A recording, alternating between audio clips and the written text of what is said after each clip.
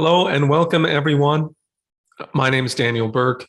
It is March 2nd, and this is the second class in the 8-week series of classes organized by the LaRouche organization. We're calling it Introduction to LaRouche, the Power of Reason. You're very much invited to participate by asking questions, which you can do in the chat, or you can submit them to, I believe, actually, I don't have the email offhand, so I'll hold off on that. Use the chat, please. So I'd like to go ahead and introduce Paul Gallagher. Paul Gallagher is the co-editor of Executive Intelligence Review, and he is here to present a class to address, among other things, the productive powers of labor.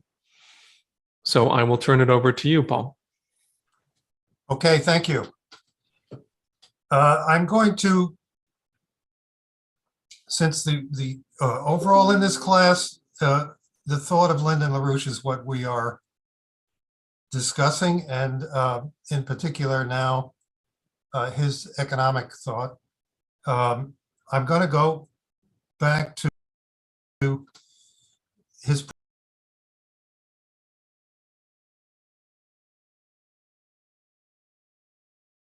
presentation.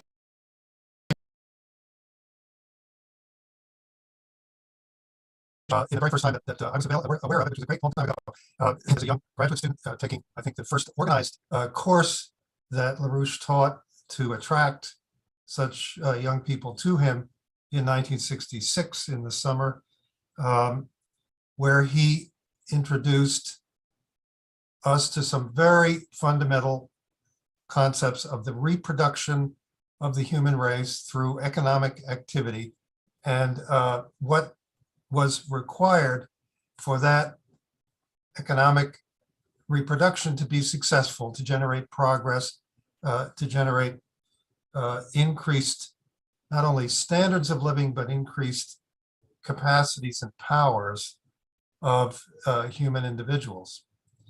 I'll read two quotes from him just to begin to introduce this. The first one: start with what has been my repeatedly stated principle. The power of mankind over nature, per capita and per square kilometer of the planet's surface, is located entirely in the realization of scientific and technological progress as an effective increase in the productive powers of labor. And then continuing, all other things considered, the quantity and energy flux density, and I'll get back to that later, all other things considered, the quantity and energy flux density of energy supplies determines the level of technology which can be realized, and thus has a direct effect upon the possibility for increasing the productive powers of labor. Unquote. Now, Lyndon LaRouche at that time, and for some years afterwards, made very clear to people interested in his political activities and his economic views that he was making a very clear and distinct criticism of the economics of Karl Marx, that he considered Karl Marx to be among the so-called classical British economists, but far more perceptive than the run of British classical economists, so-called, and also having a real capability for history, unlike the British East India propaganda, which replaced history for most of those so-called classical economists. Marx had an actual sense of history and an ability to communicate it. But he was making a very precise criticism of Marx, and that centered on the question of what Marx called the falling rate of profit. Now, in order to understand that, you have to take the basic relationships among the types of economic activity, the categories of economic activity which characterize a human economy, any human economy, which both Marx and LaRouche essentially divided in the following way, or categorized in the following way. First, and as time went on, largest, the production, reproduction of the capacity to produce, of the productive capacity of the economy, the production and operation of all of those capacities, facilities by which mankind produces products, produces services, ultimately produces human beings at a higher level. Those capacities, LaRouche stressed much more than Marx, were first and foremost what we call today infrastructure, economic infrastructure, a port, a power plant, a rail line, a canal. First and foremost, the productive capacities were infrastructure of that kind. And only secondly, the what Marx called the means of production, a steel plant, for example. The combination of those, including all the production that those capacities turned out, all the service that they gave to the economy in a given period, like a year, that was one category of economic activity. The second, on which both Marx and LaRouche even more so placed priority, was all of the production of and services necessary to maintain and improve the lives of the working population, the labor force. Both Marx and LaRouche gave these categories of value labels, I'm not going to use them now because I'm trying to make clear what areas of activity he was dividing the economic activity of a nation or a society as a whole. The production of the infrastructure and capacities necessary to support production, the production of everything that was necessary for the advancement and maintenance of the labor force. Then a third category, which was overhead, or could broadly be called overhead, which included many necessary, even urgent activities, such as teaching, such as provision of medical care. But the individuals in the labor force who provided those services, the teachers, the doctors, the nurses, and so on, themselves were not producing the basis on which they worked. We had, for example, in the pandemic, just to illustrate this, in the last 2+ years pandemic, we had first a situation during 2020 where we had medical workers ready to treat the victims of the coronavirus pandemic, but we didn't have the products which were necessary for them to use. We didn't have the oxygenation devices. We didn't have the personal protection equipment. We didn't have the tests which they could use, or any of the diagnostic equipment which they could use in order to treat those people. In 2021, the situation reversed eventually, and we had all of the at least in this country, not internationally.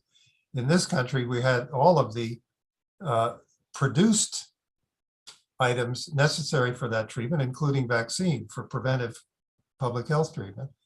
But increasingly, we didn't have the members of the labor force who were necessary to provide the doctors, the nurses, the teachers, their assistants, and so forth. So taking the teacher without the books and the school and the pencils and the boards and so forth, the doctor or nurse without the diagnostic equipment, you have there what is in LaRouche's division of economic activity and also in Marx's, you have overhead.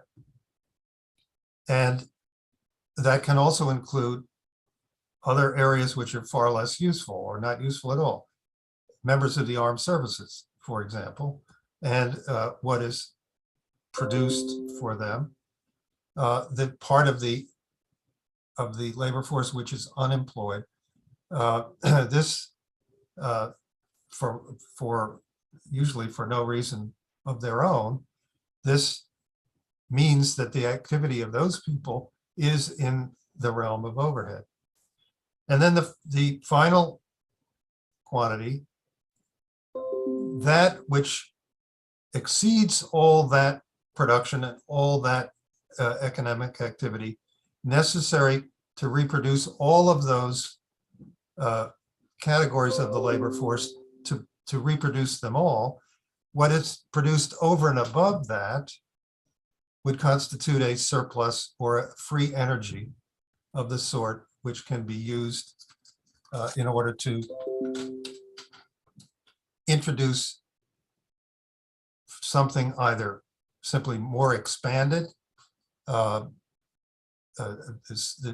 same kinds of economic activity and productive activity, but just more of them, or else to introduce means of economic activity and production which are fundamentally new, which represent fundamentally new technologies. Those require that either of that requires that despite all of this, and what LaRouche called energy of the system, which is necessary to keep society at the same level of standard of living and of production, or to raise it, over and above all of this, there must be, or there could be, free energy, which would enable new kinds of economic activity, new scientific principles or new technologies to be introduced into the productive process. Now, in Marx's economics, as LaRouche described it and as he criticized it, for that surplus, and now we have to make more of a distinction of taking the total amount of free energy or surplus which is produced and then subtracting from it the overhead, because that actually does have to be subtracted from it. Those are individuals. Those are, in some cases, very skilled individuals, doctors, engineers, and so on. Those are individuals who are not producing the means by which they work. And therefore, from the surplus has to be provided for that production of which is used by the overhead workers, including the very, very necessary engineers, doctors, the overhead workers who are very necessary. So in Marx's view, as LaRouche described it, and he made this as a very, very fundamental and precise criticism of what was wrong with Marxist economics. In Marx's view, as LaRouche has described it, the means of production, the productive capacities, including infrastructure, although Marx did not emphasize infrastructure in the way that LaRouche did, But taking it as a whole, the productive capacities tended to continually increase themselves and also to become more expensive, even if the way in which they were producing, the technological level at which they were producing, remained the same. As it remained the same and as it spread out, whether it was spreading even as a new technology spreading in an already industrialized economy, and therefore producing some dislocations and changes in employment of people throughout that economy, whether it was that kind of spread or whether it was the spread of an existing technology into a much more underdeveloped economy, where the spread of that technology would be much more disruptive to all of the existing economic activity, which had been on a lower technological level. Whether that, in either of those cases, in Marx's analysis, the demands for investment represented by that productive apparatus would continue to expand because that any technology would be using characteristic resources, raw materials, other resources, and those resources would become more difficult and therefore more expensive to get over an extended period of time. And therefore the investment necessary to get them, to keep using them, to use them on an expanded scale, would tend to grow very rapidly and would be accompanied by false valuation of that is overvaluation on the part of the owners of all of this productive capacity, overvaluation of what they owned, and constantly rising real costs of the resources, the raw materials and so forth that they were needing to use. And this would balloon that category, that first category of productive capacity, and cause those who were in control of it to try to reduce the investment and the production that was going into the workforce, to try to loot that portion of production in order to sustain the constantly rapidly increasing demands for investment and for valuation, even if it was false valuation of the productive capacity. Moreover, that would tend to be associated with more people being put into overhead categories, and in general to the disappearance of surplus. In any real economic, real physical economic sense, the surplus and the free energy involved would disappear over time in the spread of any given technology and any given dominant productive capacity or quality of productive capacity. Therefore, that free energy would become increasingly unavailable for the development of anything new, for the introduction of new principles, science and technology in the form of new technologies. It simply wouldn't be available anymore. And you therefore get a situation in which you then finally ask the question, well, how can productive change take place? How can positive change take place in the life of the people in this economy or this society that we're considering, if their labor is increasingly being looted in order to overvalue a means of certain kinds of productive capacity, which is gradually exhausting itself, and using more and more and more expensive resources to proceed. How can there be any positive change, any improvement in the economy and in the life of the people? Well, through a revolution, through the labor force itself making a revolution.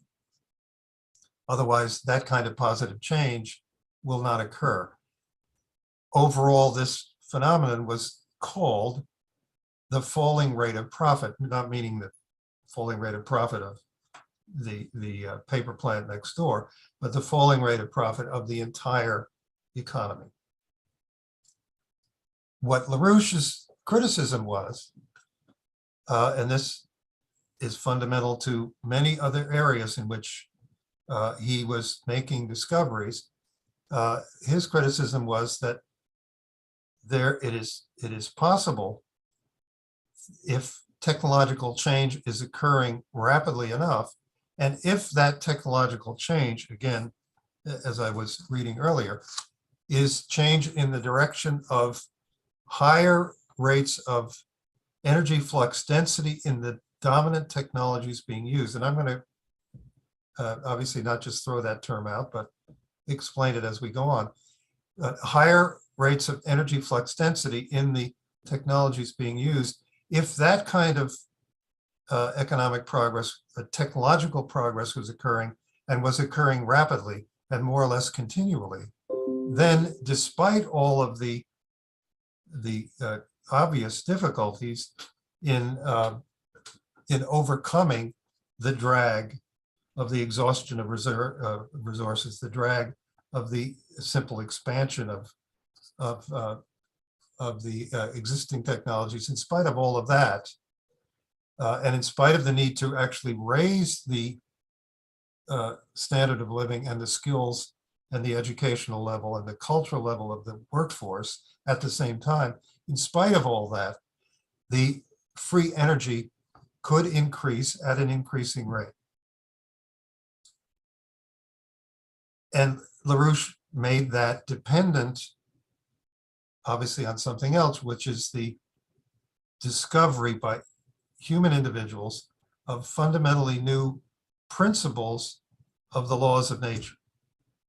That such discoveries, not just as discoveries, but as discoveries which become the object of support from society, from the society more broadly, become the object of development and engineering and application.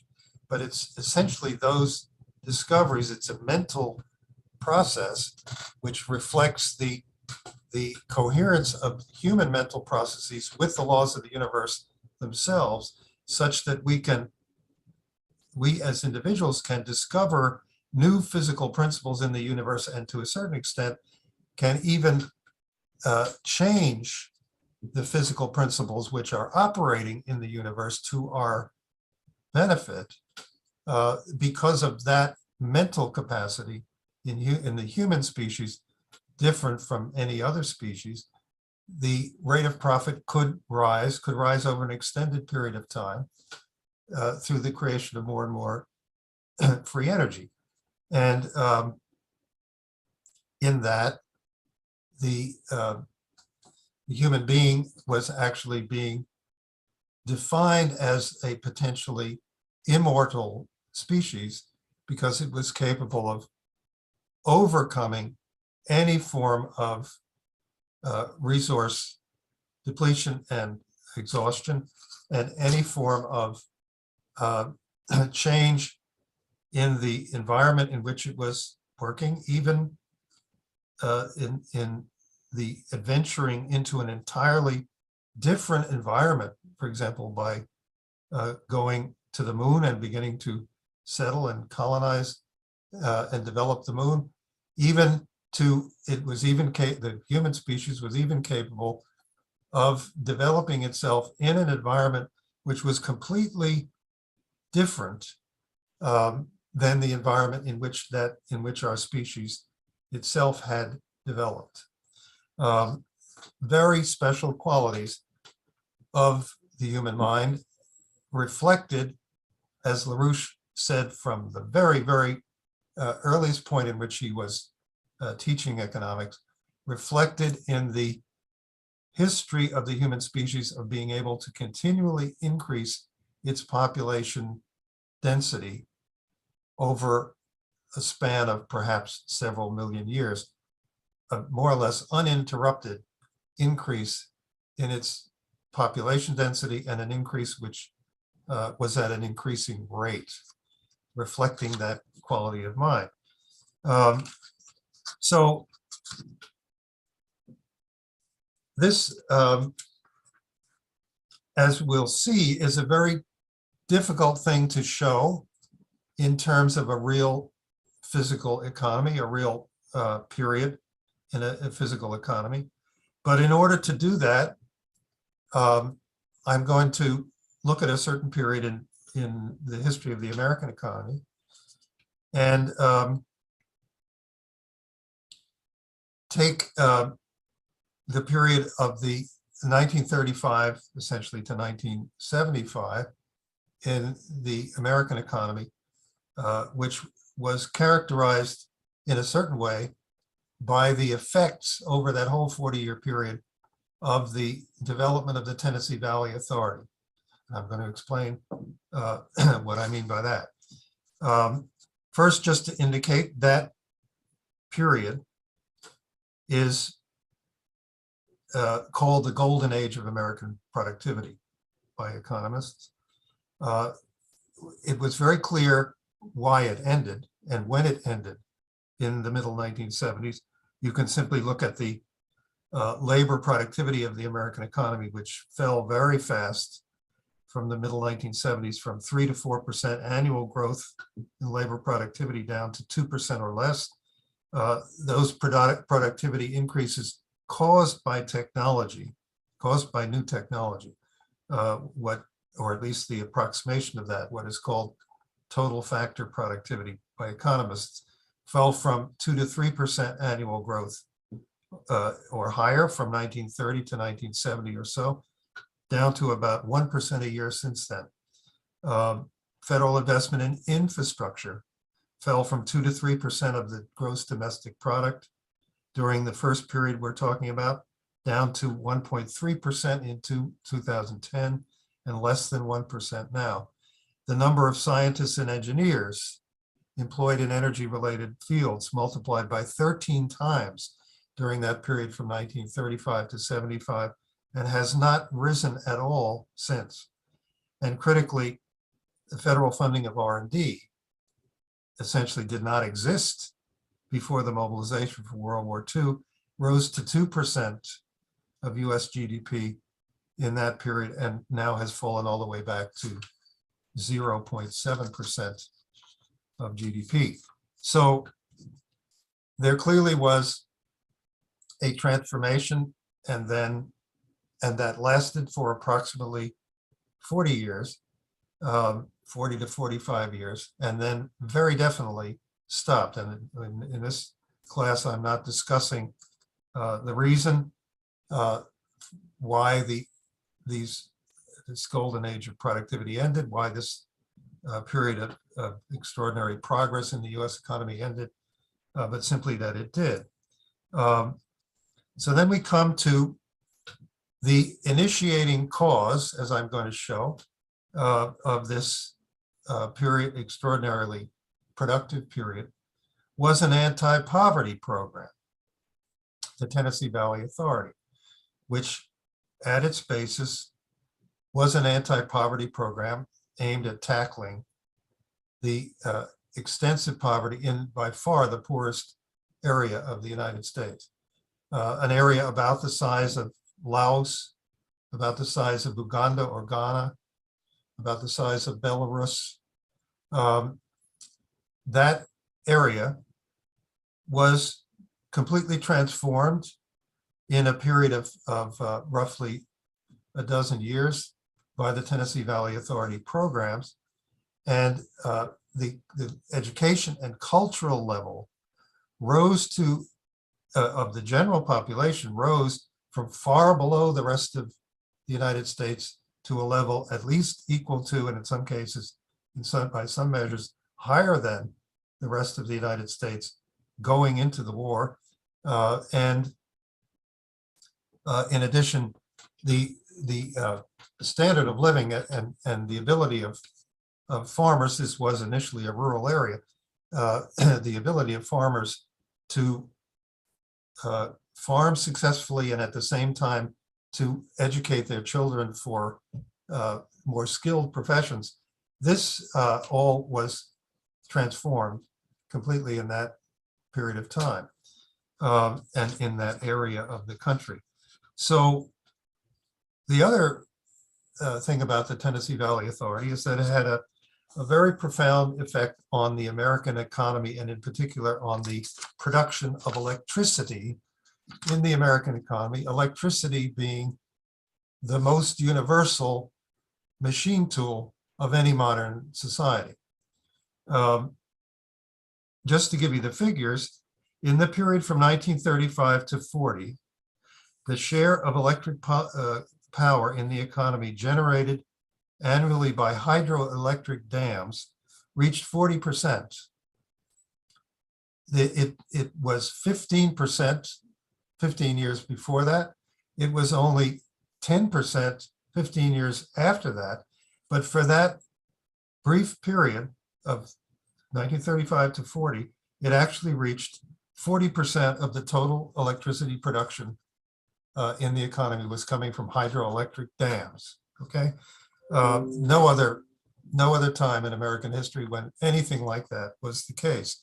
The TVA was by far the nation's largest electricity supplier in 1940. It had 17 gigawatts of installed capacity at that time. And all of that at that time was from hydroelectric dams. So in order to make a little clearer what this meant, I'm just going to briefly go through and use the screen share here to briefly go through something about what's involved in this anti-poverty program and this development of water as the means of power in an economy. So to begin with, and I'm sorry, I've got to look back and forth here at what's on share screen.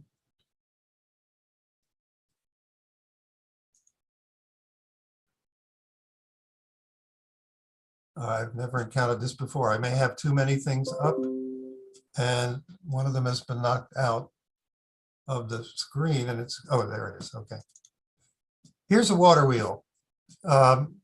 And this is what we start with here in considering the machines which produce power and the machines which are going to eventually produce electrical power, which is the universal machine tool of modern society. This is what's called an overshot water wheel design. Goes back to the 18th century. The water pours down on a portion of the water wheel, pushes it down and drops into the underlying water flow and goes on. You can see that it's necessary for this to happen that an infrastructure was built here, which here's the river down here. An infrastructure was built which took the water up through a channel higher than the river and then dumped it down. And you can see that the vanes of the water wheel are not just paddle boards. They are aimed to catch the water and hold it on the way down so that the weight, gravity pulling the weight of the water down, is actually providing most of the power here. This is in contrast to the much older design where you simply have the water running under the wheel, and you can see how inferior as a converter of the energy of the water into power of the wheel, since that wheel is connected in the middle to a grist mill or something like that. The conversion of the flow energy of the water to the power of the wheel is very, very poor in this case. It's a lot better in this case, and it gets still better in this case when you have a little more elaborate infrastructure to accumulate more water up above the water wheel in the pen trough, and it drops it down backwards. As you can see here, it drops it down backwards into those cupped veins so that the gravity then pulls the wheel, and then the water spills out into the underlying river and then the river pushes the wheel. So you have a much more efficient, and in fact, in this design, extraordinarily efficient, 80 to 90% efficient, if the vanes are constructed properly, 80 to 90% efficient conversion of the water flow energy to the work, the power of the wheel. Okay, then let me look here again. The competition in the 19th century for that form of power was the steam engine. And to be quick about it, I think you can see that although there's much more power in the steam than there is in the expanding steam than there is in the much more energy in the expanding steam than there is in the flowing water, this is actually a much less efficient way of turning that energy into work, because the piston has to go there and back, turning this around. Piston has to go over and back, and its force is only being exerted as it's going over. That has to carry it both over and back. You've lost rotational motion here, replaced it with reciprocal motion, and that's considerably less efficient, such that although this clearly involves more power, for much of the 19th century, these two means of power competed directly with each other, including in the running of factories. I'll show you that in a minute. But one of the first laboratories, national laboratories in the United States, is what it was, in effect, the Franklin Institute in Philadelphia. Their earliest projects in studying technology for the nation as a whole were, first of all, to determine the maximum efficiency of a water wheel, and secondly, to determine what was the ideal pressure for a steam engine such that it would not explode, which is what steam engines in that time tended to do, especially on steamboats. So those two machines for producing power, not yet electrical power, but for producing power and therefore doing work, were competing directly with each other in much of the 19th century. And here is a beautiful example of it.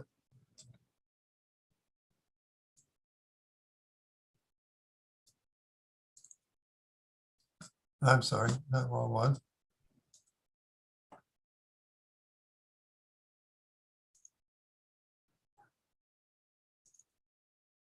This is the nation's first, what we would call today, an industrial park. It was developed by Alexander Hamilton and several of his colleagues in 1789, just before he became Treasury Secretary. It's in Paterson, New Jersey.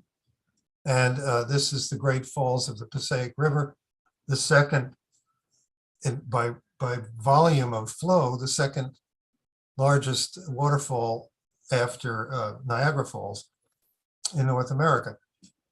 So here you see down here factories which were run by water wheels, or these are the remains. What you're looking at here is a diorama in the park, which now commemorates this with the statue of Alexander Hamilton.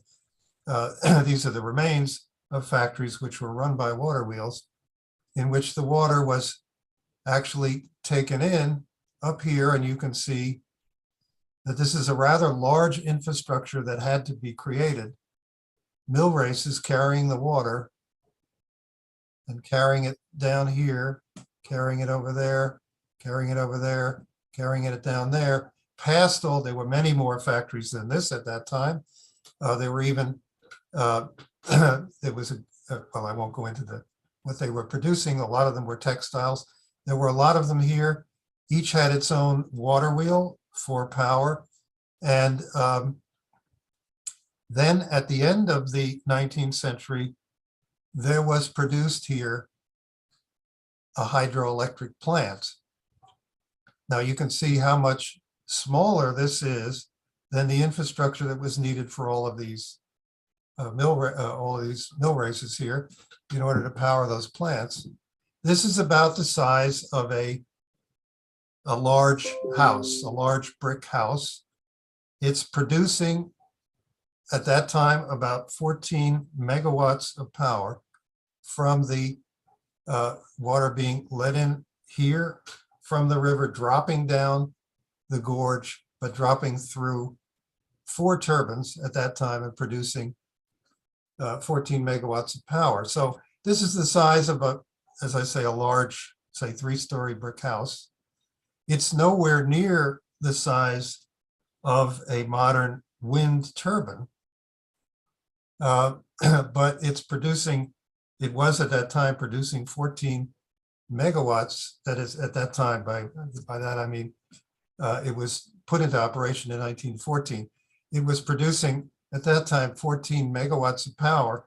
The largest of these gigantic windmills, wind turbines that are now built are in the range of 4 to 6 megawatts. So this had more than twice the power, because there are 4 generators in there, more than twice the power, and it's water power of this windmill. You could argue that the windmill had the same principle, the wind turbine had the same principle as the turbines inside here, but here this is being done with a small infrastructure, compact.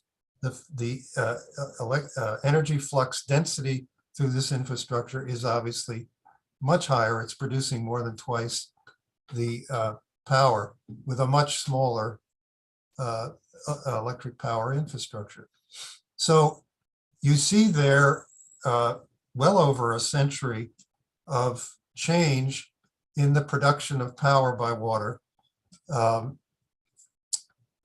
And here I'm leading into the Tennessee Valley Authority. But here you see it for well over a century, created by Alexander Hamilton and his colleagues. And it was called the Society for Useful Manufactures.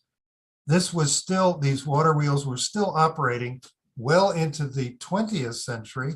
And the Society for Useful Manufacturers remained the government of Paterson, New Jersey until 1957. So it was still very much in operation. Okay, what made the difference there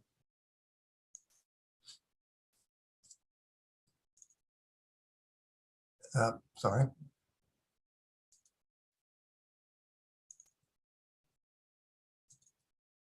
Is here we're back to our water wheel, but now we're looking at one of those 4 turbines, for example, in the interior of a hydroelectric dam or a hydroelectric building with generators in it, as you just saw in the Patterson-Hamilton development.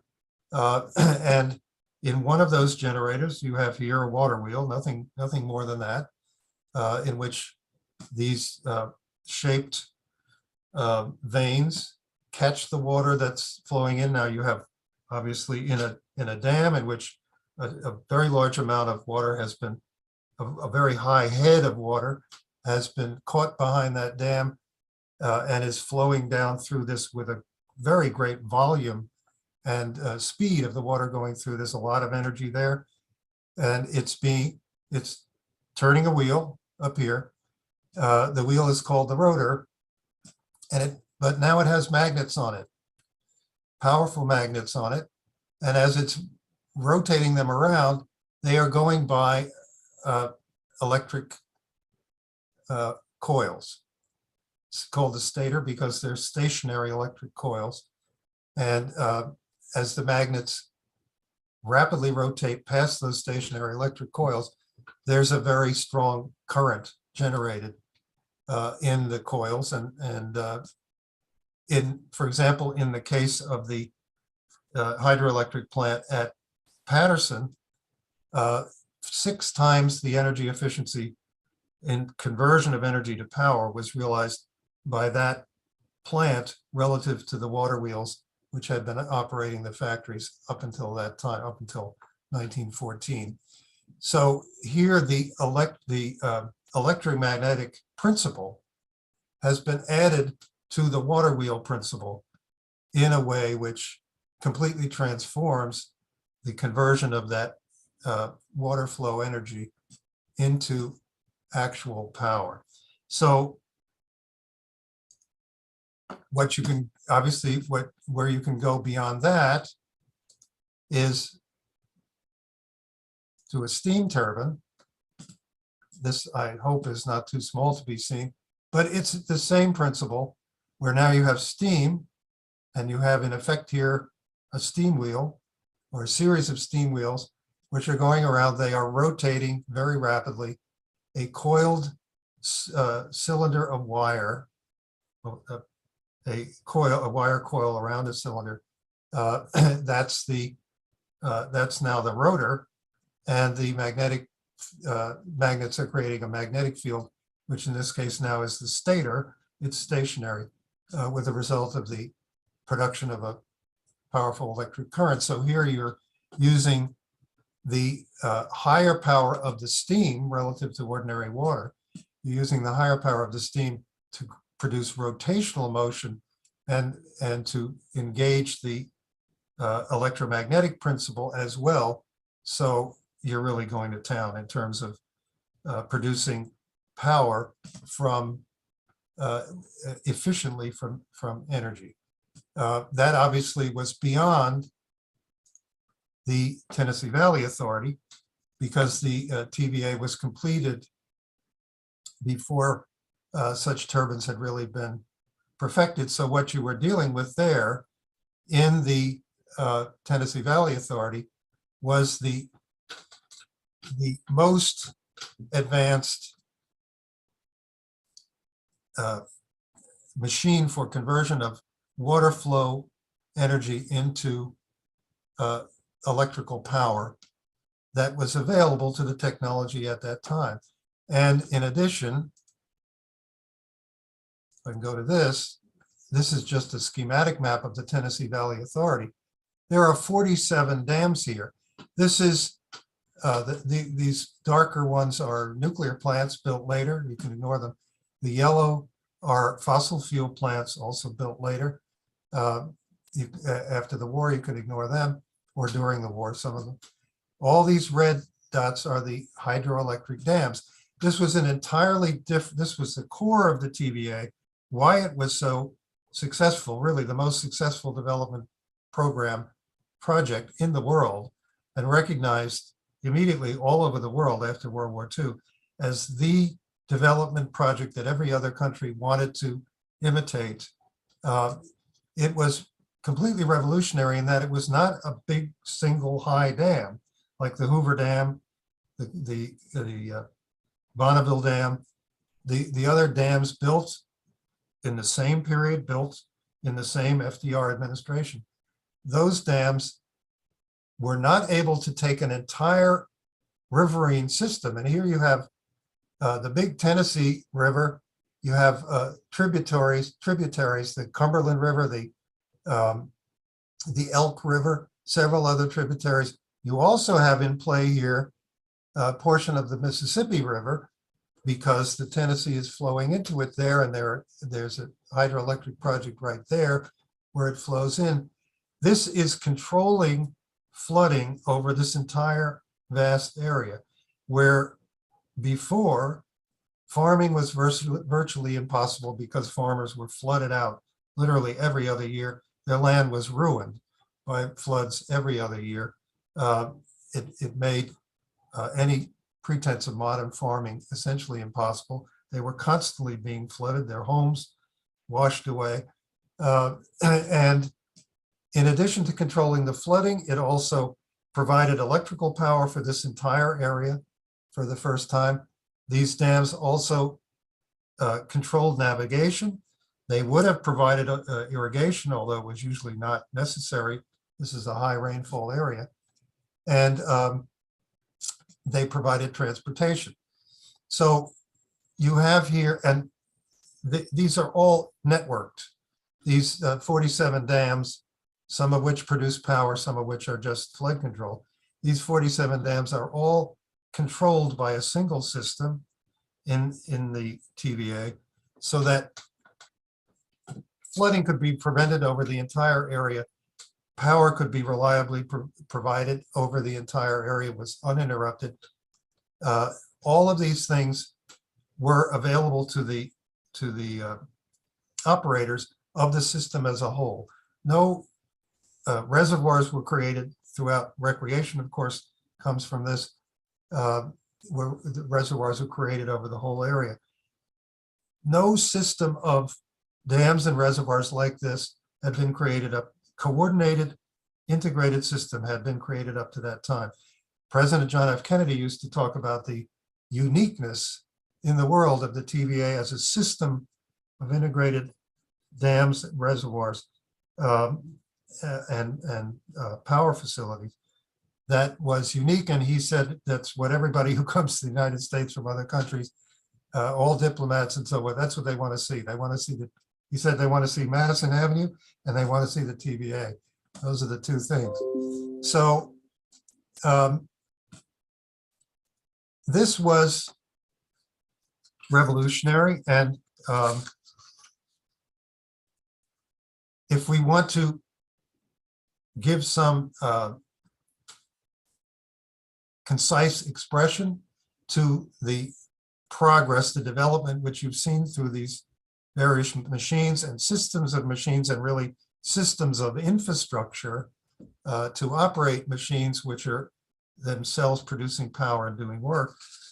If you want to see that, you can talk about the efficiency of conversion of energy to the universal work tool, electricity, combined with the metric of how much of that power is generated in a given time, say in a year, to give an idea of power efficiency, that is the electric power generation and use in an average year relative to the input energy to produce the power.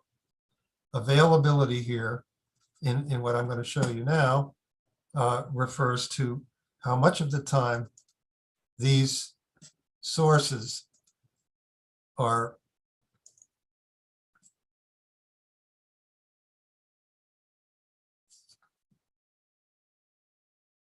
I'm wondering if I can go down.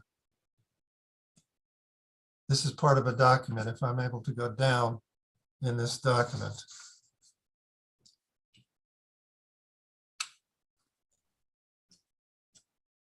Apparently not.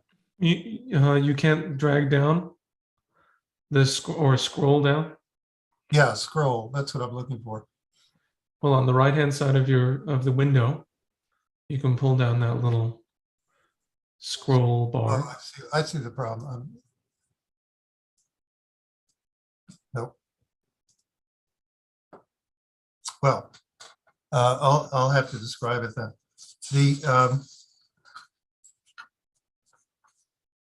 If you take hydropower, which is what we were just looking at in the TVA, then there is an energy efficiency of the water flow energies conversion into power of 80 to 90% is possible.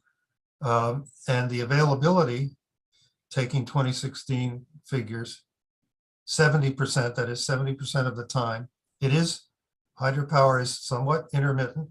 There are times when there isn't enough water in the river, but with a conservative figure of 70%, that's a power efficiency of 60%. With nuclear reactors combining the same two factors,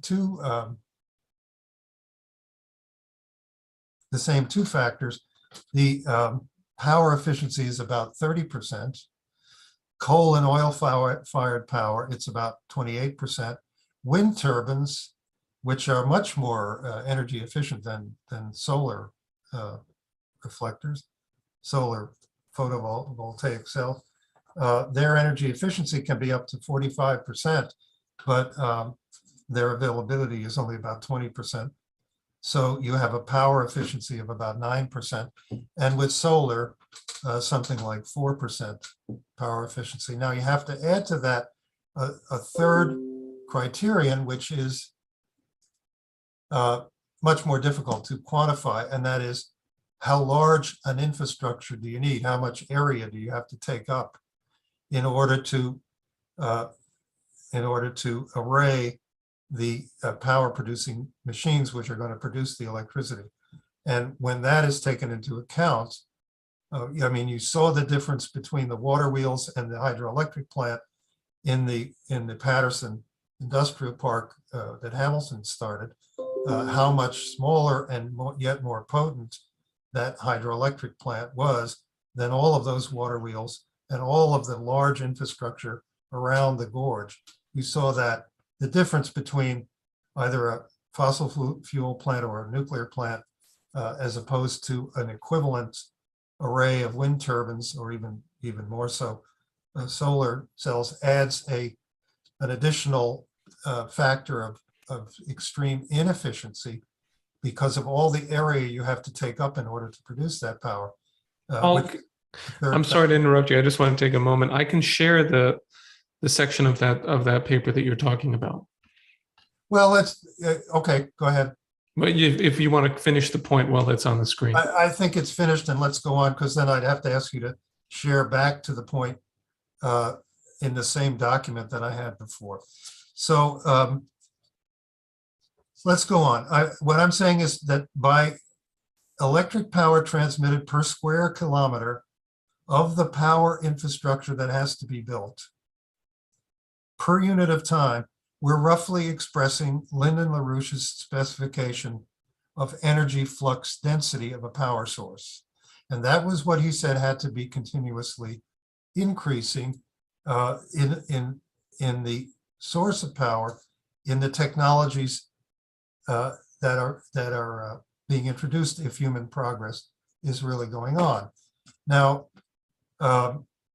he said that this capacity of technology, if sufficient capital or credit is invested in it, represents a change in potential relative population density afforded by infrastructure which incorporates new technologies.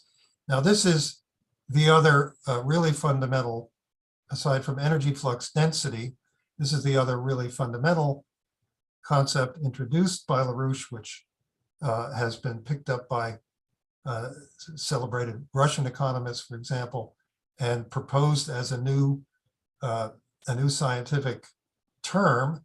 They wanted to call it the law for LaRouche, potential relative population density. And here you see a perfect example of it. These are two views of the same place on the Chicago River, 25 years apart. This is in 1832. And you can see this is an area which supports agricultural activity and a certain amount of a blacksmith shop, a grist mill, perhaps a store. But the potential population density here is quite low. And when LaRouche is talking about potential relative population density, he's saying, what is the potential population density, the maximum which could be reached in an advanced mode of living in the given infrastructure and in the given qualities of the natural environment here, the qualities that it has for agriculture, for example. What is the maximum population density which can be achieved? Here, I don't know if we can scroll, Daniel, if you know how to scroll just a little bit to show the rest of this picture. yes, we think that you are possibly you're in the Zoom window. You may have to tab over on your computer to the actual browser window in order to scroll. Then it should work fine. Ah, no, it looks like you are in the browser window. Okay, if it's not working, let me share and I'll follow your instructions. Okay. I just want to show the lower. Yeah. Okay, then stop sharing for just a moment, please. Or Jose, can you stop sharing for Paul? Oh, I'm sorry. Stop share. Okay. I just had it up. Okay. One moment. Okay. So can you see that? Yes. It's too bad we can't see them both at the same time, but this is exactly the same place 25 years later. In fact, where you were above is right about here.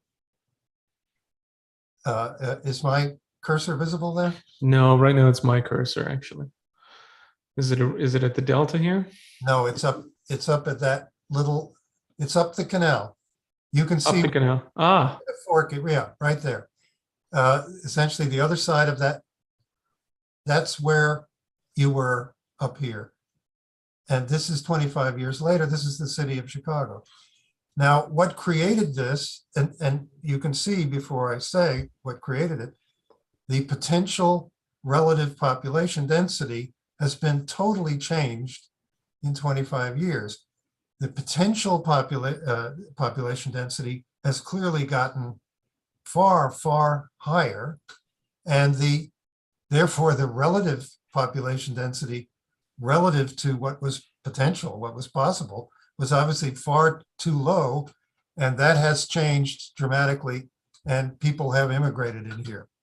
And at that time, particularly German immigrants in large numbers, so that you have a developed city, which was not there before.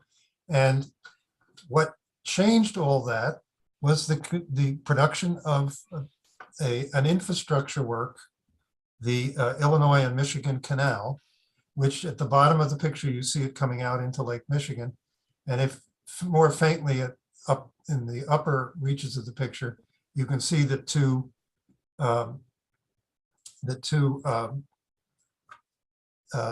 north and south Chicago River branches coming together at that point that we saw in that bucolic picture above.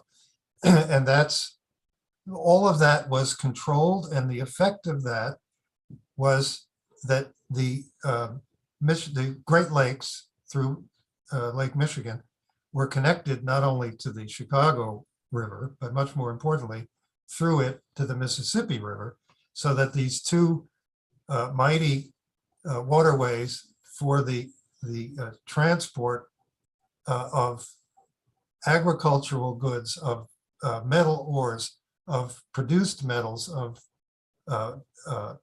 textile or furs of all kinds, of raw materials of all kinds. These two great rivers, great water systems were now connected by the Illinois and what used to be the Chicago River, now called the Illinois and Michigan Canal. And that completely changed the potential relative population density of the region, so that it was, relative to its potential, it was drastically underpopulated. Its potential had zoomed way up, and the not only the population, but the living standard and the educational standard, above all, of the population which came in there was higher than the standards of the population, this very small population, which had been there before. So there's an interesting note on this, is that this canal was finally built largely through the very arduous labors, political labors of Abraham Lincoln and his colleagues in the Whig Party in the 1830s and 40s in Illinois. And they had a grand infrastructure program for all of Illinois, water transportation, rail transportation, and so forth. Most of it they didn't get done. They formed an state infrastructure bank, which went bankrupt. So most of it they didn't get done. But this they did. It resulted in great German immigration into Chicago. And in 1859, when the very first time that Lincoln's name was put forward as the Republican, for the Republican nomination for president in 1860, it was put forward by the Chicago Republican Party bloc, which was largely German immigrants. So you could say in a certain way that Lincoln succeeded through great labor in importing his own nomination and election to the presidency. Okay, so Daniel, we can put that down now.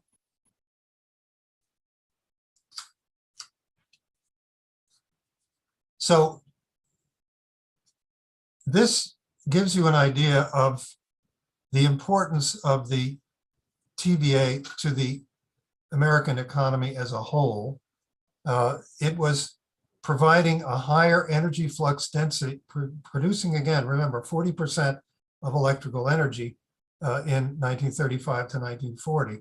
It was providing both a larger amount and also a higher quality and a much higher energy flux density for production in the entire period which followed from the 1930s into the 1970s, by which time it had been accompanied by steam turbine plants powered by hydrocarbons and also by steam turbine plants powered by uranium, nuclear plants, in increasing numbers.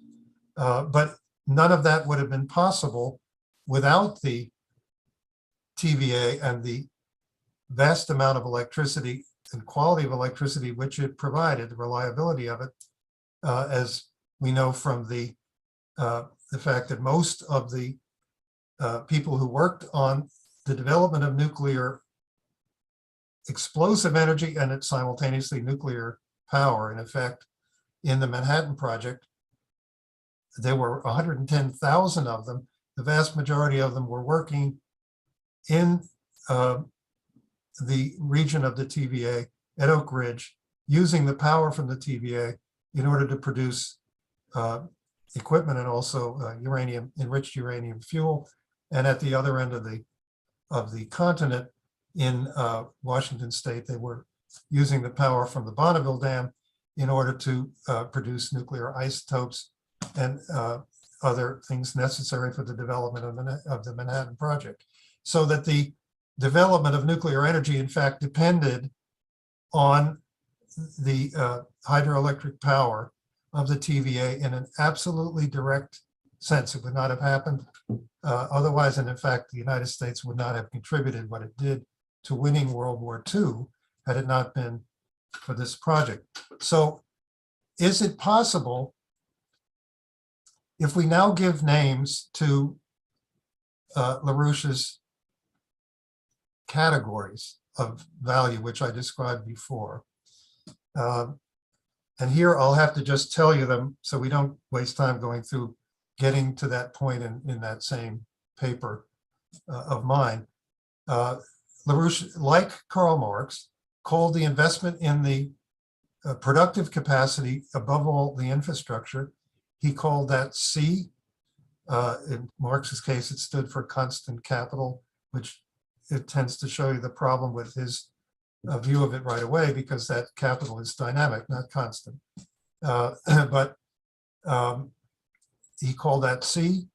All the investment in and production for the labor force itself, maintaining and the labor force itself, he called that V, which was the same thing that the Marxist economists called it, variable capital, but Lynn simply used the letter V.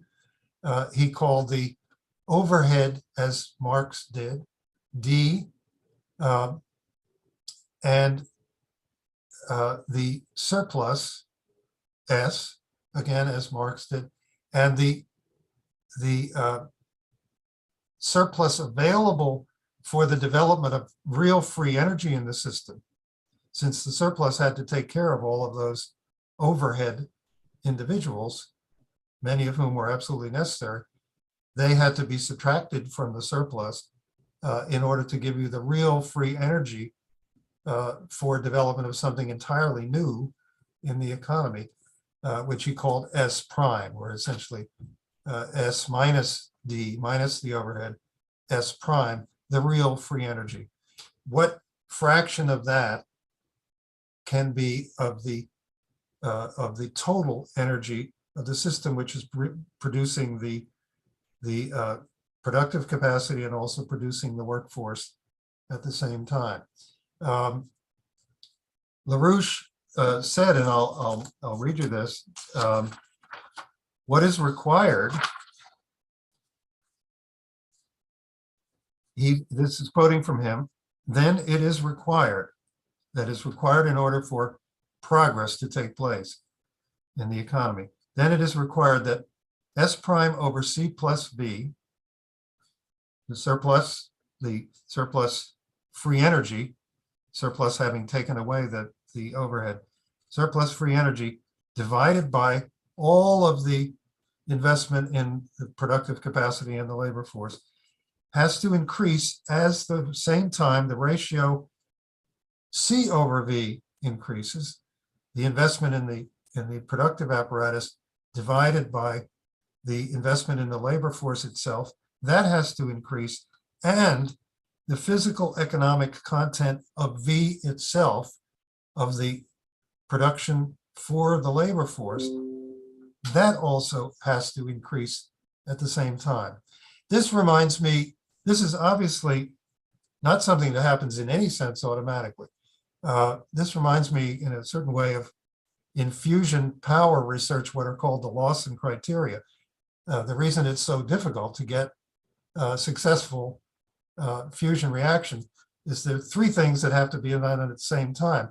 A very, very high temperature of the fusion plasma inside the machine, a relatively long time in which the magnets succeed in confining, or the laser succeeds in confining that plasma while it's being heated up to that extraordinary temperature. So those are two. How long can you confine it? How hot can you keep it during that time? And then there's a third, which is how dense is it?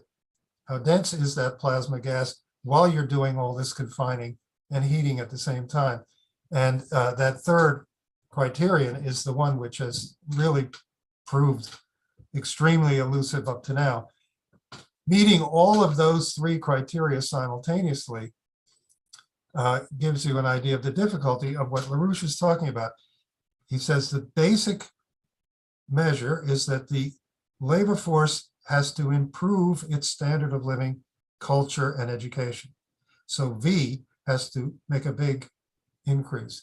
At the same time, the ratio of the productive capacity, the spending, the investment in it, to the investment in the labor force, that has to rise at an increasing rate. And that's all the denominator. And at the same time, the free energy of the system, represented by that S prime, that surplus, as a ratio to the C and the V, that has to increase at an increasing rate. This is a very, very stiff demand in order for economic activity to progress to higher levels.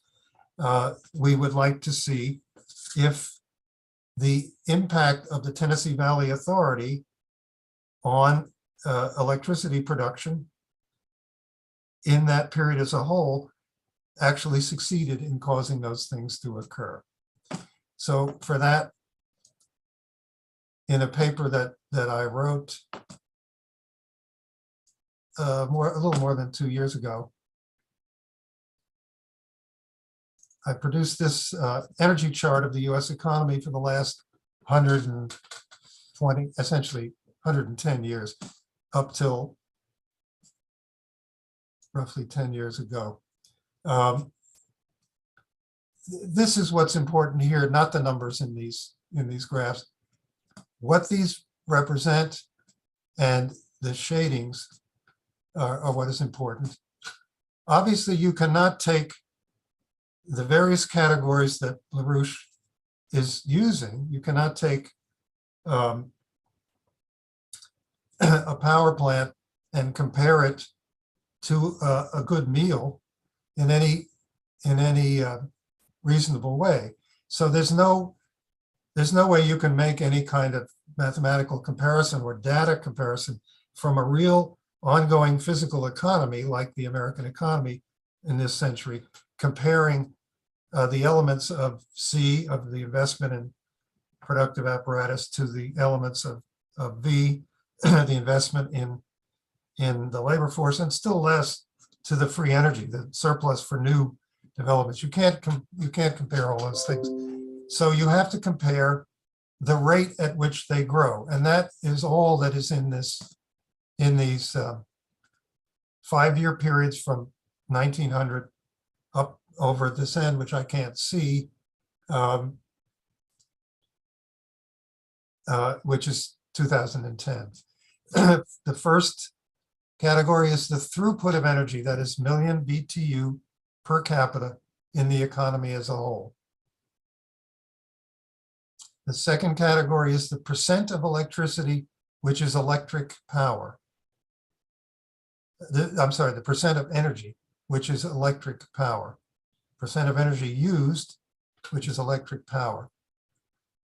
The quality of the energy involved, because electric power can do so much more work, so many different kinds of work compared to energy in the form of heat, for example. The third category is the labor force, the productive workforce working in manufacturing, construction, mining, transportation, the working directly in the production of goods. The productive workforce in millions times the real wages of productive workers. We were lucky throughout the 20th century to have in the statistical abstracts of the United States a category which they calculated called the real wages of productive workers, and only productive workers. And they did it with 1970 being used as an index for one. The fourth row is power generation and use, terawatt hours per year in the economy as a whole. It's one measure of the productive capacity, what LaRouche and Marx called C. This is power generation and use per capita per year, megawatt hours per year per capita. That's a measure of C over V, or capital intensity of production, the ratio of the productive apparatus to the labor force, maintenance of the labor force. And Lynn makes very clear that the productive apparatus, he doesn't just mean the capacity standing around, the number of power plants, but the power generation and use, the ongoing use of that in the course of the year.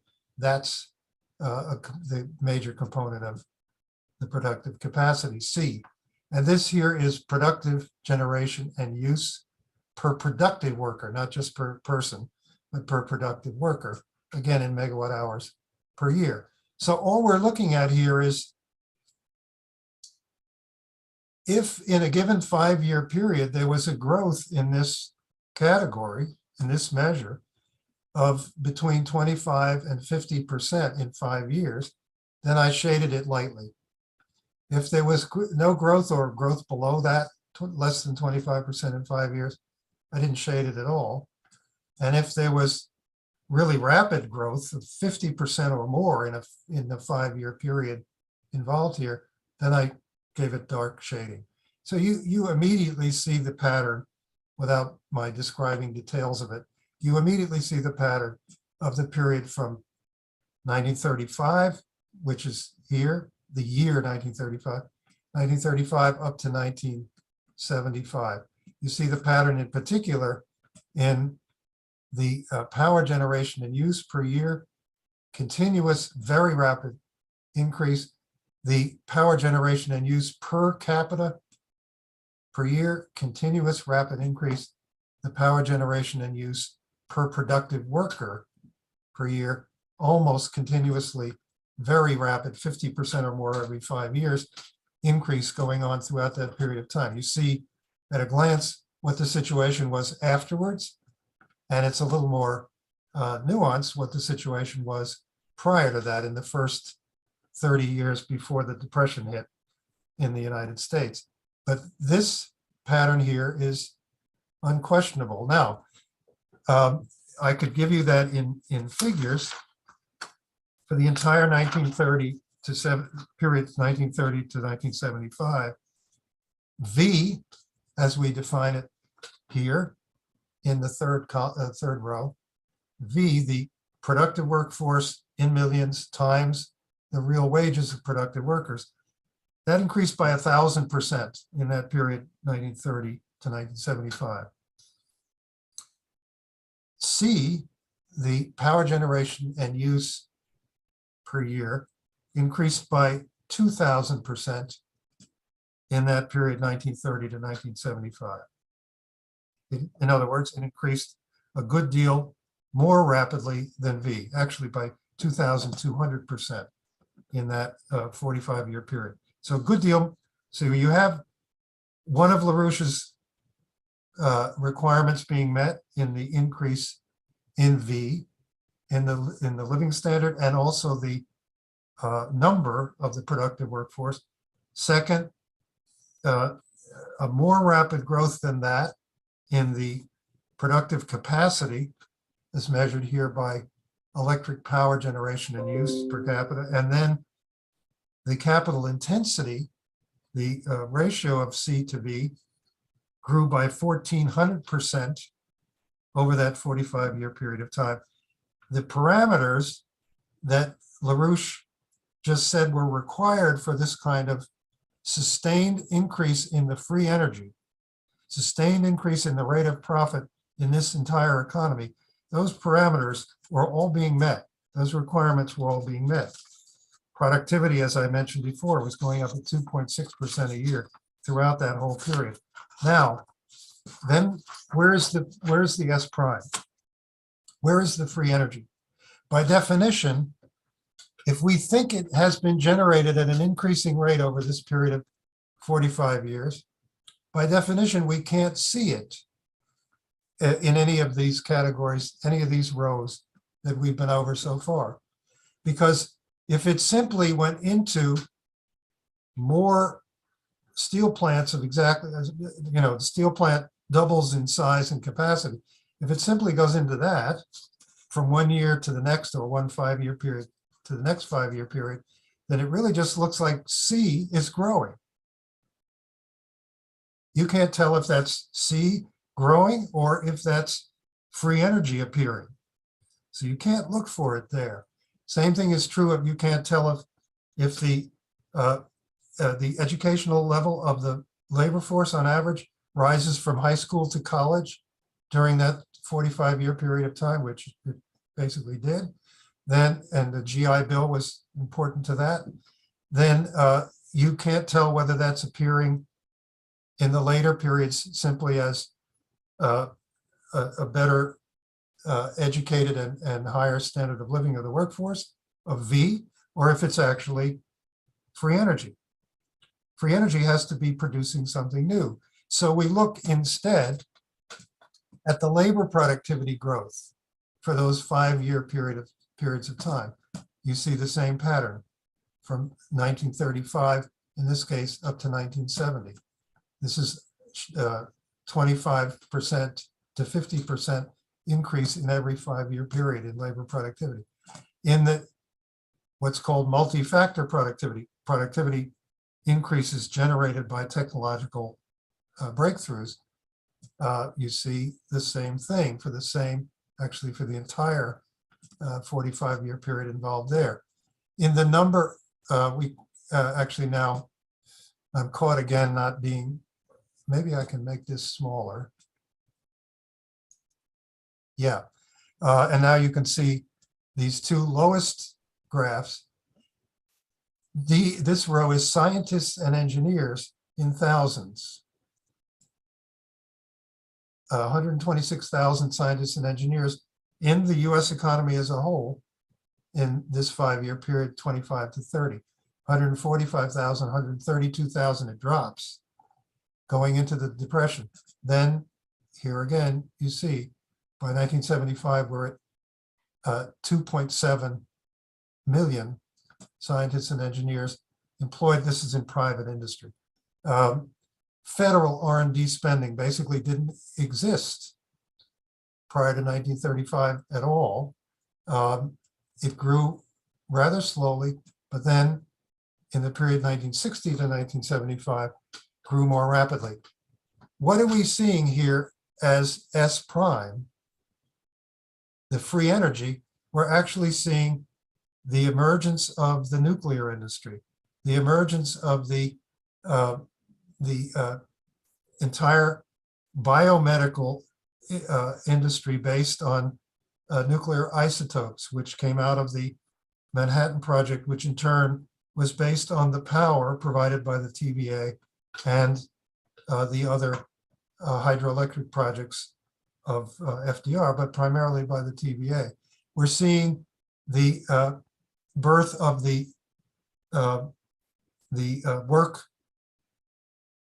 ability to work with relativistic beams, radar first, lasers, beams which travel at or near the speed of light. The very beginnings of a laser industrial revolution.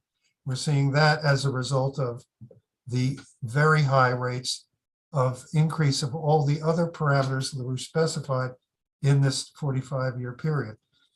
I could name other industries that appeared in this period of time which did not exist before, both those bearing on the labor force directly, and particularly in biomedical fields, and also those bearing on the energy flux density of production as a whole. But there is no question that these flowed out of a period in which the energy flux density of the means of producing electricity was completely different than it had been before.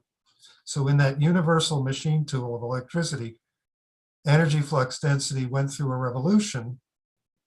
And in that process, not only did V increase at an increasing rate, not only did C increase at an even faster increasing rate, not only did the ratio of C to V, the capital intensity of production, increase at an increasing rate, but in addition, there was surplus free energy of the system generated throughout, so that entirely new industries and new fields of science could appear. And that is the form in which free energy actually occurs. So that what is clearly demonstrated here is that LaRouche was right in saying that the rate of profit also rises.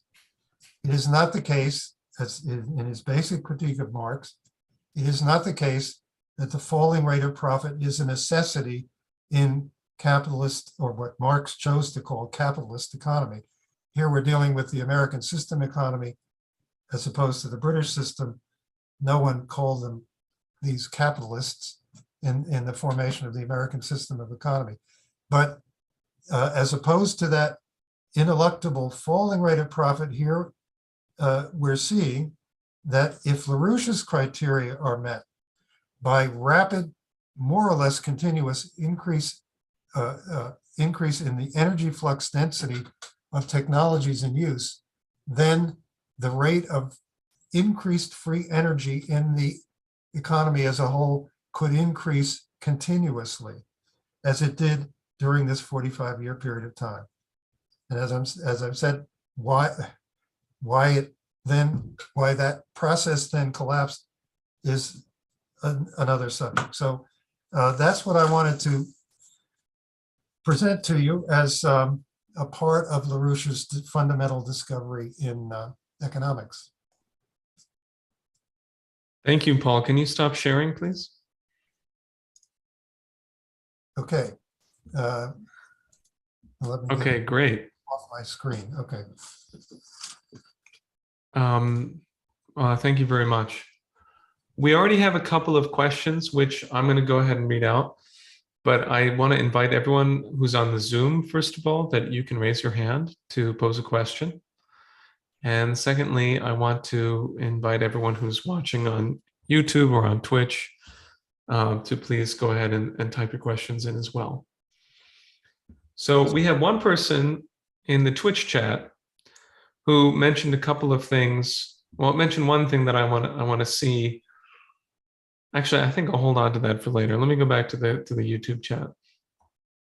We have one question here from Adam Slowakowski, who says, so the main difference between Marx and LaRouche on economics was that Marx was a scarcity-minded materialist, while LaRouche saw the creative power of the human mind to develop greater productivity. This is his question, sort of statement to hear your response. I think that's exaggerated with respect to Marx, but it's fair. That is the distinction I was trying to make. I don't think that that Marx, certainly he was not unaware of that the source of technological progress was human invention.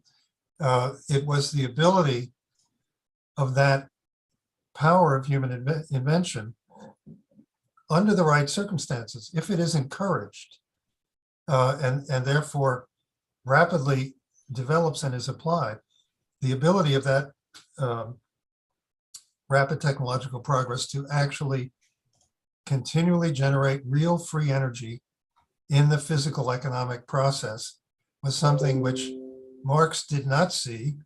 And therefore, as I said at the outset, the means of fundamental change available to Marx, or in Marx's view, was revolution. Mm.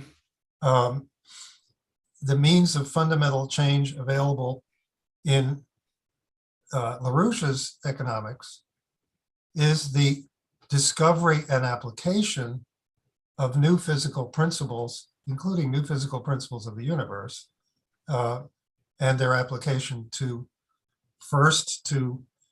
crucial experiments to produce new technologies, to develop new technologies, and then the application of those technologies to fundamental areas of production which spread across. And that really makes the difference, because then the human mind is the driving force. It's actually in charge of the process of change.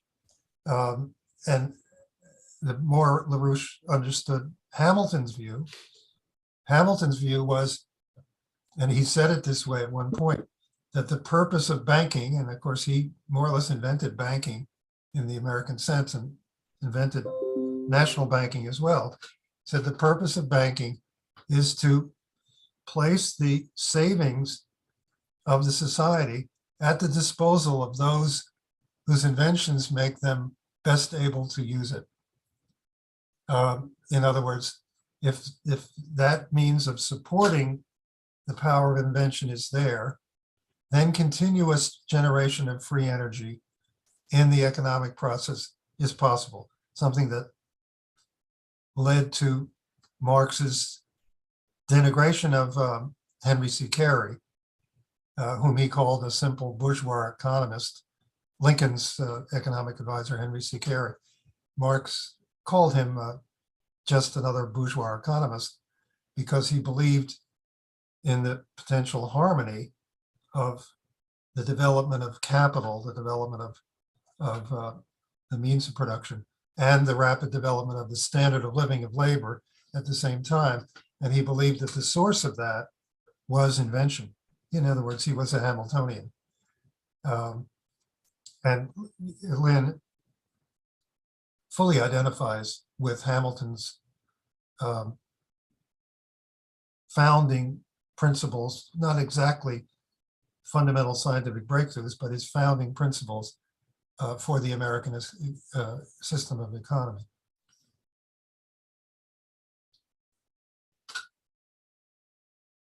You're muted all of a sudden. There we go. Thank you, Paul. I have another question from the YouTube chat. I'm not entirely sure what this phrase means. The person says, how does destructive capital play into the equation? Well, I think maybe that person is aiming at what could be called fictitious capital, what LaRouche referred to it often in that way, meaning capital which was formed on the basis of speculation upon the productive capacity, and therefore became increasingly a burden on the productive capacity because it didn't represent that capacity itself. It didn't represent investment in that capacity itself, but rather various forms of, one might say, betting on the value of the productive capacity. So the more and more there is of that, the more destructive it becomes. We only have to look at the American banking system now, where they have 18 trillion plus in deposits in those banks, but only about 10.5 trillion of it is outstanding in the form of loans. So what is the other 7.5 trillion doing? It's speculating above all on corporate debt. It's speculating on the productive capacity of the economy and of other economies around the world. And it's therefore acting to erode and destroy those productive capacities.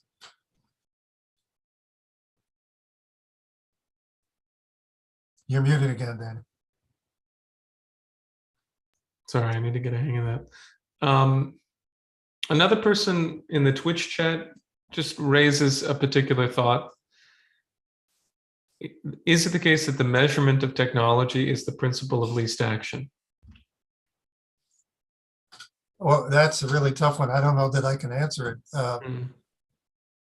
In the forms of power machine that I went through, the principle of least action is clearly operating in the progress from one to another, especially in the forms of water power, as opposed to the first form of steam, which was the reciprocal steam piston engine, which, aside from the problem of often blowing up, it has the problem that the transformation of energy into power is not continuous. It's interrupted by the backstroke. It's not as efficient as rotational action. So rotational action is even in the primitive, in just the ordinary water wheel. The rotational action, if you remember the ways in which the water can effectively be used over several times. First, when it pushes the vane of the water wheel forward, then as the water wheel goes down, the gravity increases the speed of the water wheel, then it falls into the underlying river. That river then pushes the water wheel at the same time. All these contributing continuously to the speed at which the water wheel will go around. So there you have a least action principle. And I would guess that they are very, very often involved in these kind of technological transformations. But if you ask me, how is it shown in the addition of the electromagnetic principle to the water, the flow, energy flow of water? I couldn't say. So it's a good question, and I would guess it's true in most cases or in all cases, but I can't illustrate it. Okay, thank you. So we have one question coming in from the Zoom chat, or not the chat, but actually from the Zoom. So anyone who would like to pose a question from the Zoom, please go ahead and raise your hand and we'll bring you on. So here's our friend Linda. Jose, can you unmute Linda Everett for us? Hi, Linda. Hello there. Thank you, Paul. Hi. I had an observation and then the question. I couldn't help but, as I looked at your graph for your series, I guess over a period of 20, 30 years, whatever, that same period was a high period in terms of culture. The TVA, not only during the Depression, obviously FDR supported our artists, poets. As you were a poet, you would appreciate it, right? And that period was a period of opera, the rest. And then afterwards, that decline, you went from opera to Broadway shows and the rest, right? It's just an observation of your graph there. I don't know if it's completely exact, but is something to consider. And then my question was not not somewhat. Did you want to answer that? Something to that, Paul? No, I mean, clearly it's true, and it was true within the 10 million people in the area of the Tennessee Valley Authority itself. It was, I mean, the stories are legend of the way in which the level of education and culture and access to everything from books to operas, as you said, shot up in that very impoverished region in the course of the development of the Tennessee Valley Authority. It was part of the reason that I didn't say this during the class, but LaRouche said as long ago as 1960s that his preoccupation was to resume this kind of intention of Franklin Roosevelt. Franklin Roosevelt's intention at the end of World War II could be stated as the building development of Tennessee Valley authorities all over the world, in hundreds of river valleys all over the world. Lynn had that idea. It, for the most part, has not happened.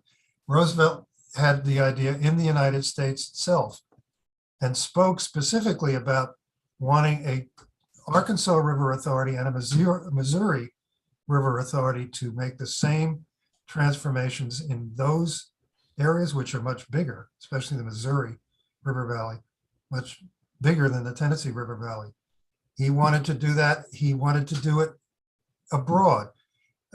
He posthumously, effectively did succeed in doing it in Brazil, in the valley of the Rio de la Plata. Richard Freeman has documented that really, really thoroughly in one of his articles in EIR from 2 years ago. He did succeed there, and it made Brazil briefly the better than the equal, and essentially since then, the equal of Germany in terms of electricity production per capita. And Brazil in economic power advanced tremendously as a result of that US aided hydroelectric and related development. Of course, where it has succeeded uniquely abroad is in China, where these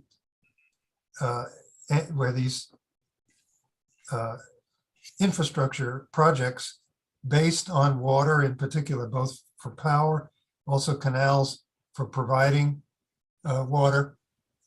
These are linked directly to the programs for elimination of poverty, extreme poverty in China, and they have worked very, very successfully with hundreds of millions of people being brought out of poverty. I didn't get to mention that, but that is the way, effectively, the way Lynn saw the great projects, the International Development Bank that he was pursuing. What could be done in this period in the United States could be done in hundreds of river valleys all over the world. I think it's interesting that you would have, one would hope at some point. I mean, back then, the people, when the TVA was somewhat finished, whatever, but there were continuals, just with libraries, mobile libraries, everything. People fought for them. They said, you cannot, we want them. You cannot end this process. Now think of that in terms of New York City with Diane at her campaign with Bloomberg, all these guys shutting down libraries, hundreds of them at a time. There was an outcry of the TVA population, right? Now, not so, I don't think, in New York, except for maybe I don't know about it. Okay. The other question was this, or the other second part of what there is free energy within the system, as Lynn talks about it, but within the population, within the workforce, and when we speak of increasing their culture level and the whatnot, their standard of living, this absolutely is destroyed when, and as we understand it with Helga's, wish to and hope to and campaign for healthcare, a decent healthcare policy internationally. When the workforce segment of their capacity is destroyed because of the lack of healthcare, or because individually they don't get it and they cannot give, but also, they cannot provide for the workforce. Okay, but there's another question, and I'll take this in myself. When you apply that in each individually, when you don't get the healthcare you need, you don't have that so-called free energy to write, to paint, to write poetry, whatever, right? That is an interesting question. I don't know quite how you look at that in terms of Lynn's, where it would lie in his terminology on the graphs. But it is a question one has to think about if one wants to even consider going into countries that have been destroyed by war or destroyed themselves, individuals. In other words, in Iraq at the period opposed to the bombing.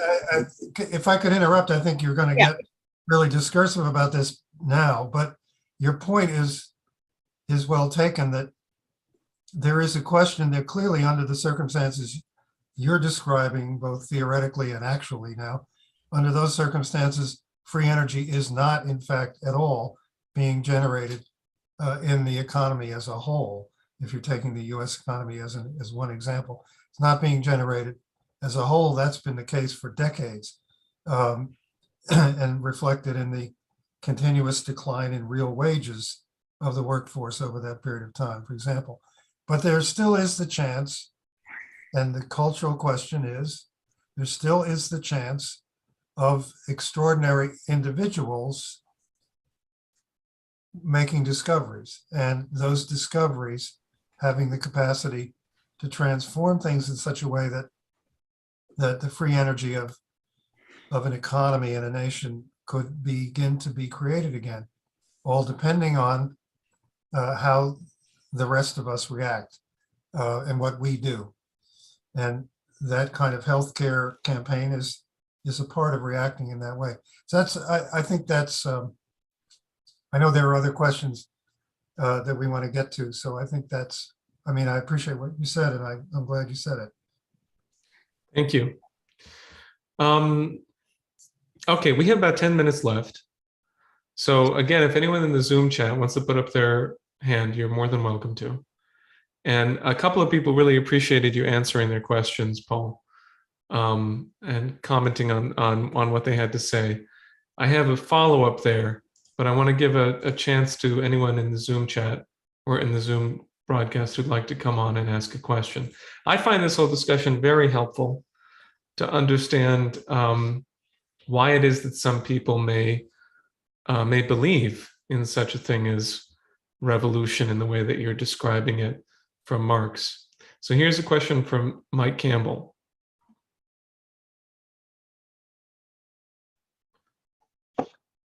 Hi, Paul. Thank you for your presentation. I really enjoyed it. And I'm excited for this paper on Sunday, where Franklin Roosevelt was interrupted.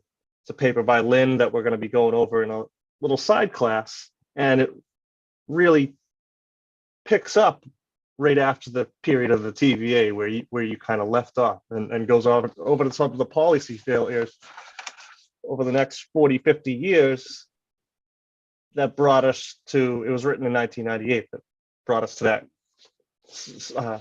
that collapsing economy in 1998 that Lynn was depicting.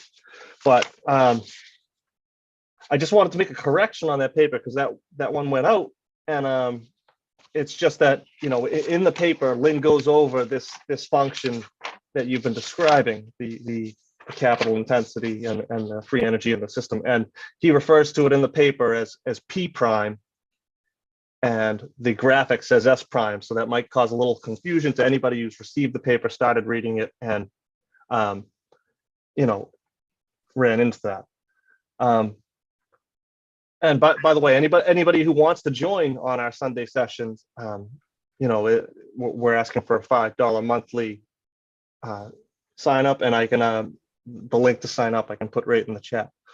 But if I could just say, Mike, wrote Sure. the paper. The illustrations I was showing were coming from and the chart. I wrote that paper a little more than 2 years ago,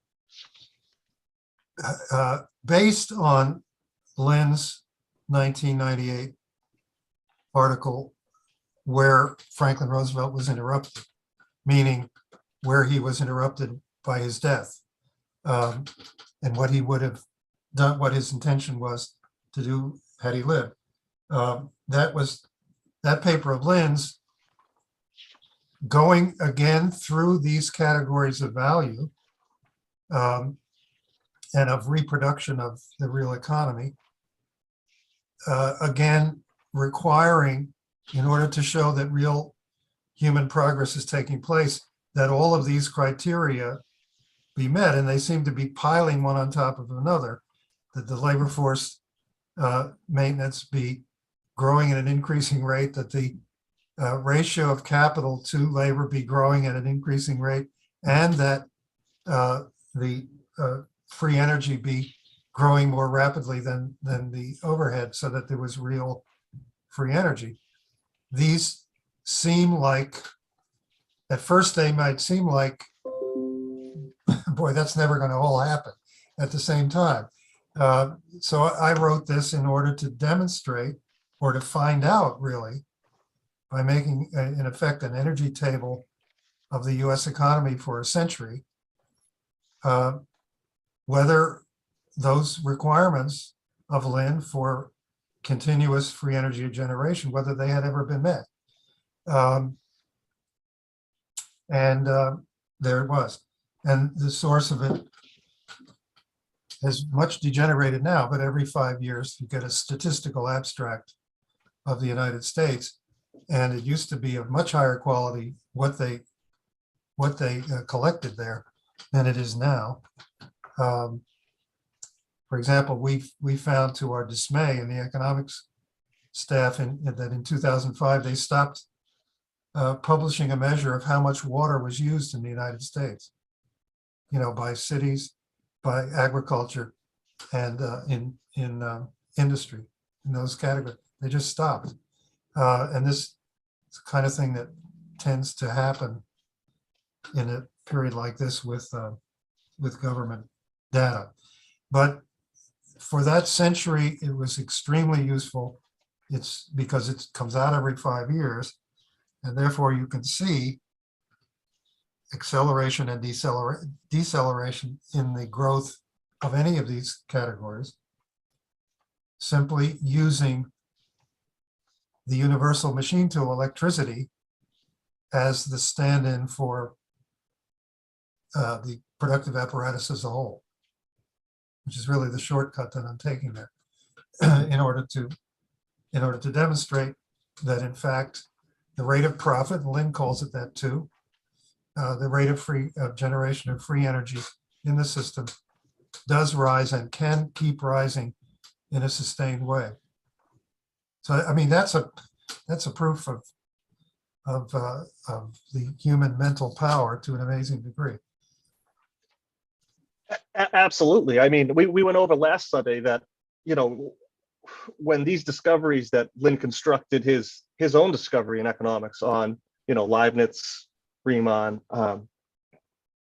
even Plato, the proof didn't exist for this idea that Lynn, when Lynn had it. So thank you. You've exemplified that beautifully. But you caught me. I did plug in S prime, where for some reason in that 1998 paper, out of the blue, he called it P prime. I don't know where he got that. I myself was elsewhere when that paper came out and didn't read it at the time. So I just don't know where he got that P prime, but you never said it anywhere else. Can I raise a final question? Because it's about 8:26. I think it's a good time to conclude after we. I'd like to ask you a final question, and of course, please make any concluding remarks, Paul. Is it possible to examine the Chinese economy using available statistics as a demonstration similar to what you've done here? I'm sure it's possible if the available statistics are can be studied by someone not knowing Chinese. Or, there are a few among us who do know Chinese, but haven't, I guess, thought of this or decided to attempt it. But I'm sure that for a sustained period of time, the economists sometimes write about the fact that somehow there hasn't been a recession in China now in 40 years.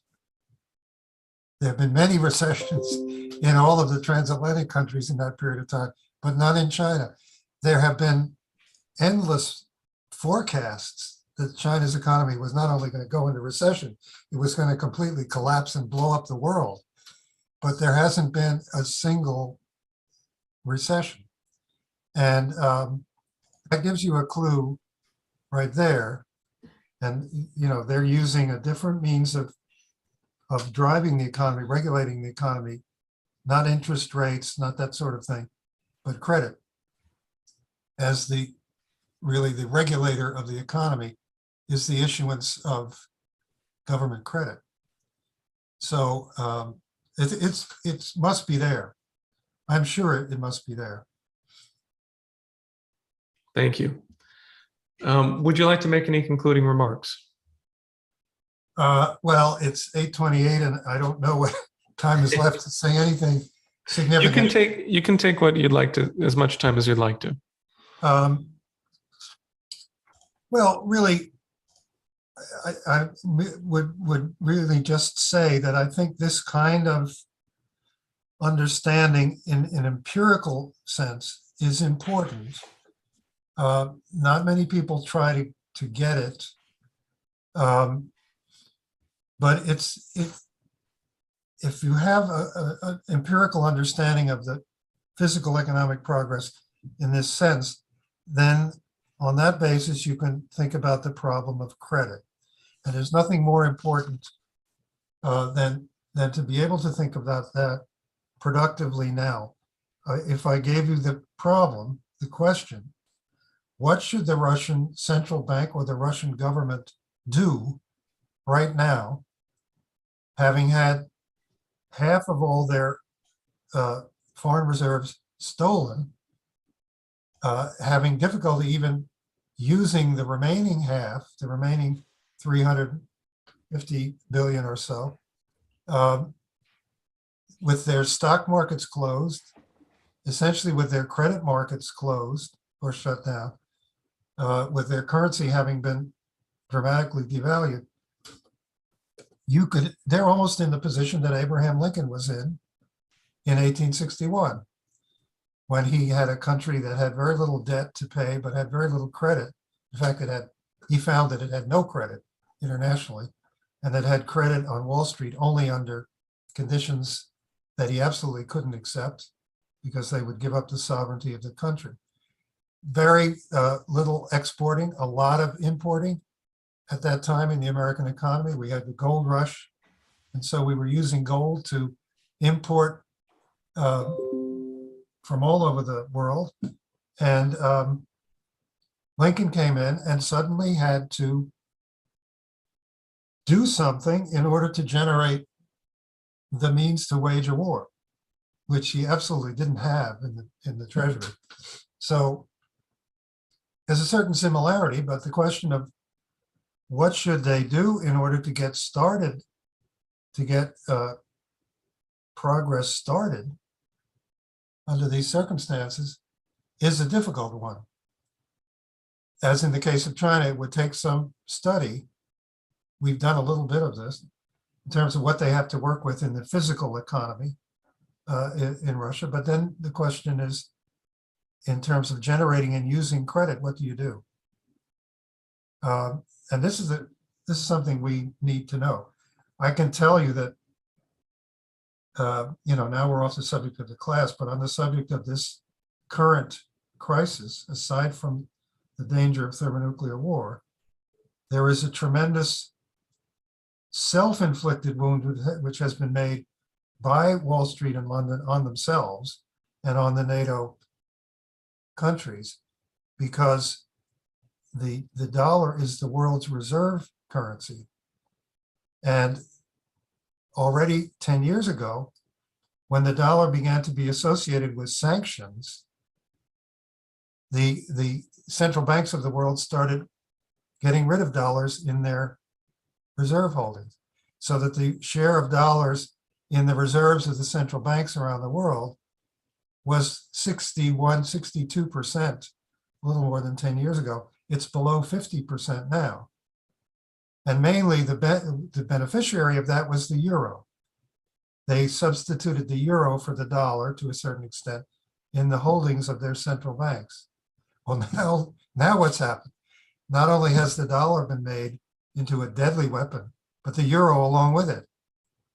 And not only against Afghanistan, and not only against Iraq and Syria and North Korea and Iran and so forth, but against a major nuclear power, against Russia. That means every central bank now has to consider the dollars that are in our reserves may be snatched at any time if they don't like what we're doing. So that's going to mean the share of dollars in the international reserves will drop from the high 40s down well below 40%. And that won't take too long to happen. So you're in the context of rapid inflation and austerity being imposed on all these countries, building up their defense budgets like Germany is doing. The combination of those two factors is going to be a wrecking ball. Unfortunately, it was sort of meant to be. But the wrecking ball is going to work in two directions. So if we now have to think, if you take one economy which is worst hit by this, the economy of Russia, what does it have to work with to generate credit and how does it get going? We can think about that on the basis of a solid empirical understanding of the physical economy and LaRouche's principles of how it advances. So that's all I would say to end up. You're muted again. Okay, how's that? Thank you everyone for joining us. Please join us this Sunday. In order to do that, we are asking you to make a $5 contribution per month, and then you'll receive the link in your email. We'll see you back